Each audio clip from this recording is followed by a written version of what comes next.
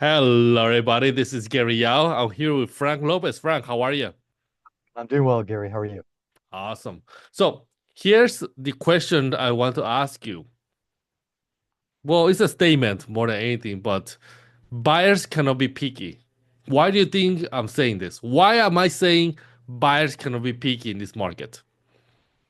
Okay, so the question is Why buyers buyers should and not? why in this market they can't be picky. They can't. Yeah. Um, that's a that's a great question. That is a great question. Yeah. And so do you want to start or should I? How about this? You start, I give you the floor. Okay, all right.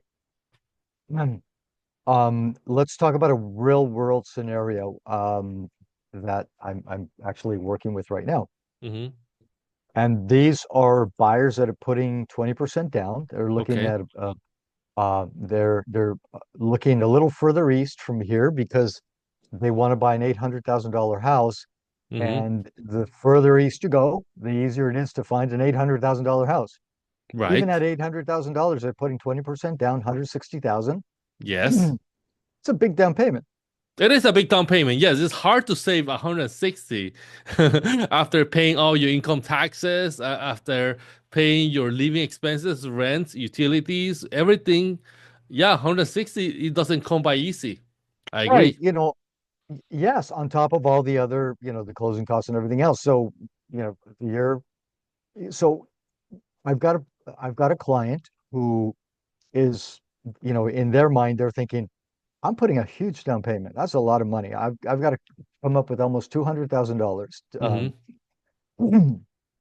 to buy the house, the closing costs. And on top of that, I'm buying a house that, is 25 years old and it needs repairs. So I'm gonna have to put money into the house after I buy the house. So Wait, I've got, how much, Fra- yes, you be lucky. One of the few in luck to find a house that's 25 years old. That means that the house was built in the 2000 or in the late 1990s. correct. And they Most are looking, houses, yeah, most houses are yeah, like from the no, it's 70s or the 60s. no, and they started looking in the San Gabriel Valley and kept going further and further east. One because of they want something newer, and Yeah, you're not going to find anything very new here in San Gabriel Valley. And two, they wanted something that is a little less, I mean, affordable. And $800,000 is, by San Gabriel Valley standards, is affordable. So that's how they ended up where they ended up. That right. said, their mind, they're thinking, I've got to come up with $200,000 just to buy the house, closing costs, and to make the repairs to the house that because we just got the inspection back and it's going to need, and I'm going to have to invest some money into the house as well.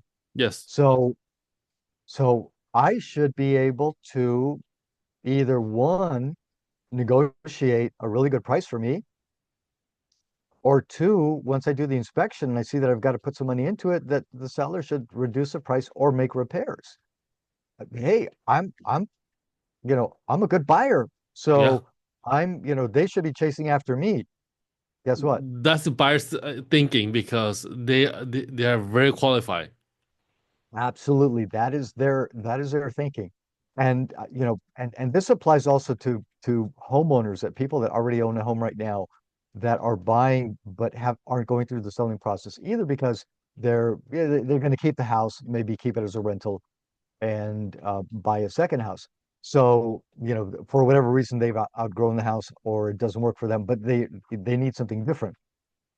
If they're not going through the process either, even if they bought a house 20 years ago, Hmm. they're coming in with that same thought, that same mentality of, hey guys, you should be Mr. Seller, Mrs. Seller, you should be chasing after me Why is because that though? huh? Why? Because they're well qualified? No, because they haven't gone through the process. They have Okay. not been through the process and they're just starting again. And like I said, even somebody who bought 20, 30 years ago Hmm. is buying, again now. They're thinking 20, 30 years ago, I was able to negotiate, I played hardball, and they're saying, hey, let's go. I want to do the same thing. And that doesn't work in this market. It does not work in this market.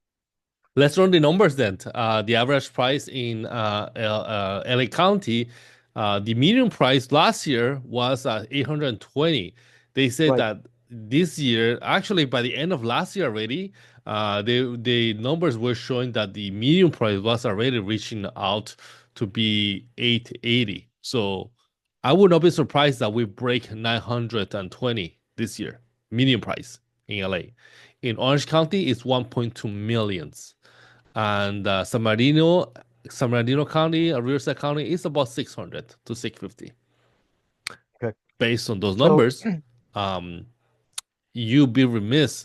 It would be very hard if you're looking at an entry level 800 to buy LA County. Of course, you move more towards east, you have more opportunities.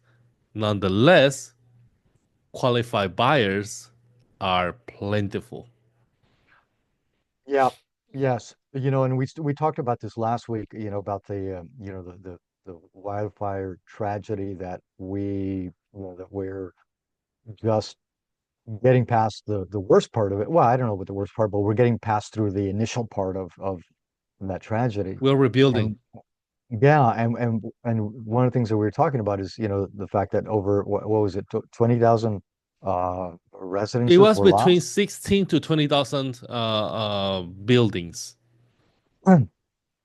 Right. So or we were structures. already we were already in the tight market. Yes. Now we've got, potentially a huge, huge group of homeowners that need to find someplace to live. So, you factor that in. On top of that, at some point, the rates are going to go down, you know, hopefully. You talk about interest rate. Yes. And there, you've got that whole group of buyers that for, probably over a year now, it, the Fed keeps teasing that they'll lower rates and they're waiting on the sidelines. And at some point it's going to happen. And I have no idea when that's going to be. Right now they're still being very conservative. But the bottom line is at some point rates will come down some.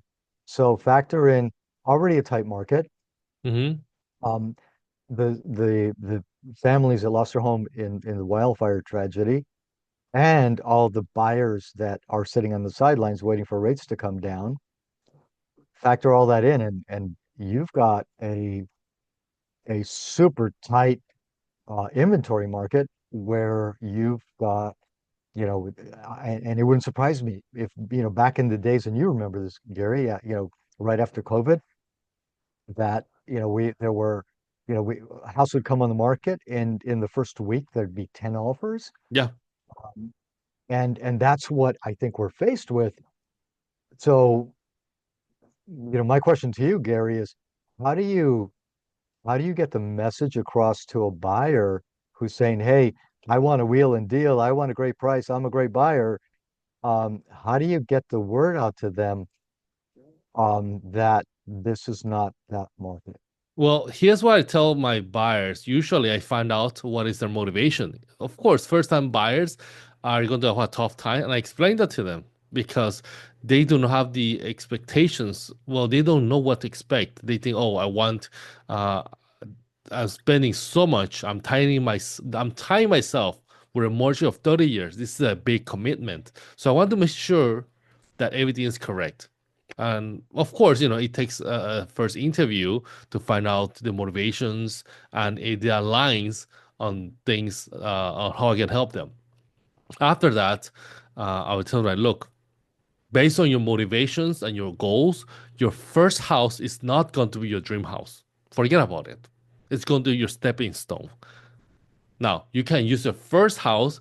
First, you have to secure that first house. Secure that and rest assured that as with time passes by, you're going to build an equity where you can actually use the equity and build into your dream home in the future.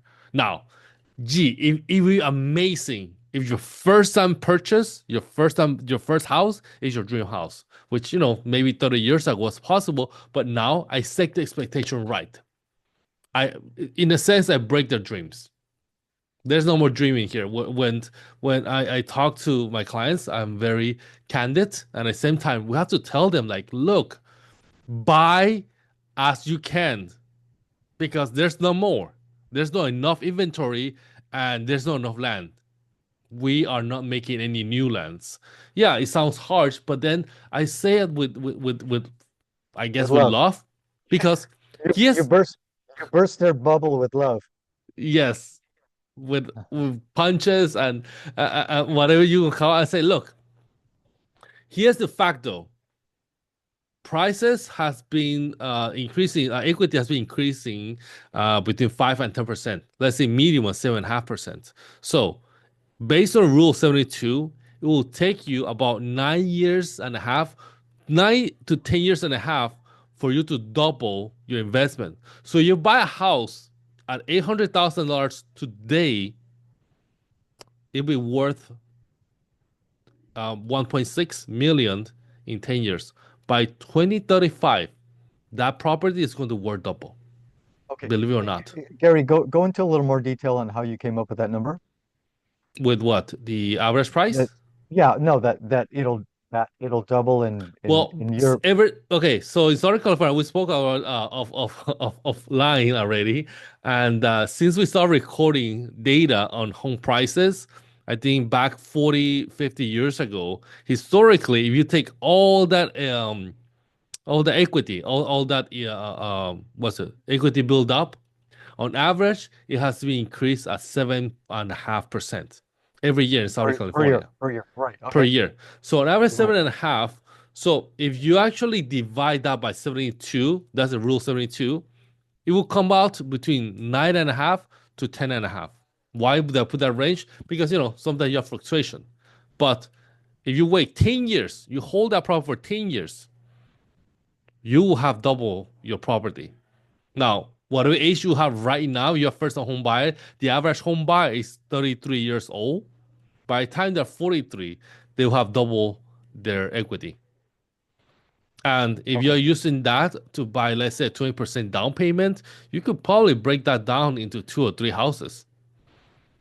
Right. Use that as you may, you can buy in state, or you can 1031 it and buy into a bigger unit.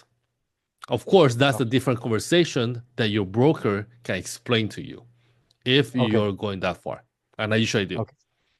Okay. Good. Mhm. And thanks for going over those numbers. You went through it very quickly, and I think that's a really important fact that and without going into this, just you actually working up the numbers, we can show anybody that were to ask us that your equity should double in about 7 years. Yeah, we have charts. We have the numbers that we can show you in person.